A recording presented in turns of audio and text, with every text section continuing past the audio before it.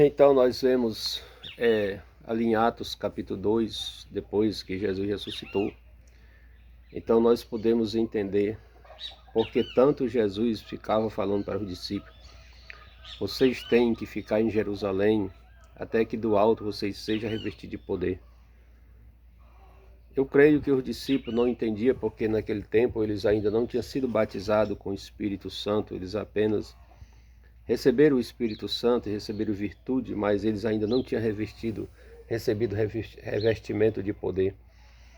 E a Bíblia diz que Jesus, quando subiu para o céu, os discípulos ficaram 10 dias orando em Jerusalém, no cenáculo. E quando eles estavam ali, eles ouviram um som como de um vento impetuoso. A Bíblia diz que encheu toda a casa. E diz que todos foram cheios do Espírito Santo e começaram a falar em outras línguas. A Bíblia diz que Pedro recebeu uma unção tão poderosa que ele pregou, quase 3.000 pessoas aceitaram Jesus como Salvador. Então nós vemos a diferença do Espírito Santo de Deus quando ele reposa na vida de uma pessoa. Pedro, que era conhecido como um Pedro problemático, né? Pedro era uma pessoa que tinha personalidade muito forte, entendeu? Você vê que Pedro sempre estava interrogando Jesus. Pedro, conhecido como aquela pessoa explosiva, só que Pedro também negou Jesus diante de uma mulher, de uma criada. Então nós vemos ali um Pedro que era também medroso, né? Só que Pedro, quando ele recebeu a unção do Espírito Santo, o poder e a autoridade do Espírito Santo, ele começa a pregar com tanto poder, com tanta graça, com tanta ousadia, que a Bíblia diz que quase 3.000 almas aceitou a Jesus como Salvador. Então nós vemos ali a diferença do Espírito Santo de Deus na vida de uma pessoa.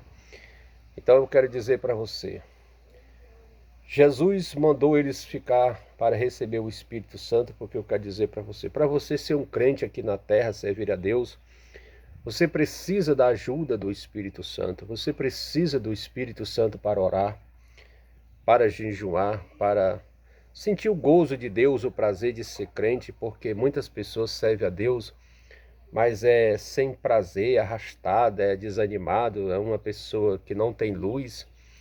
Mas você vê que quando o Espírito de Deus ele manifesta na vida de uma pessoa, a pessoa recebe virtude, ele recebe gozo, alegria, prazer, satisfação, contentamento, recebe autoridade de Deus. Então você vê que a igreja primitiva, depois que eles receberam o Espírito Santo, eles foram perseguidos, eles eram presos, eles eram mortos, apedrejados, igual Estevão foi apedrejado. Mas quanto mais perseguia a igreja, mais ela crescia em graça, em número, em poder e autoridade. Então eu quero dizer para você, busque o Espírito Santo incansavelmente. Busque o poder do Espírito Santo. Comece a orar, a jejuar, se consagrar, orar na madrugada. E diga: Espírito Santo de Deus, se aposta da minha vida, domina a minha vida, me enche de poder, de autoridade, de ousadia. O Espírito Santo é ele que vai te dar sabedoria. É o Espírito Santo que vai te dar o dom de ganhar alma, que vai te usar com dom de milagre, dom de cura, de maravilha.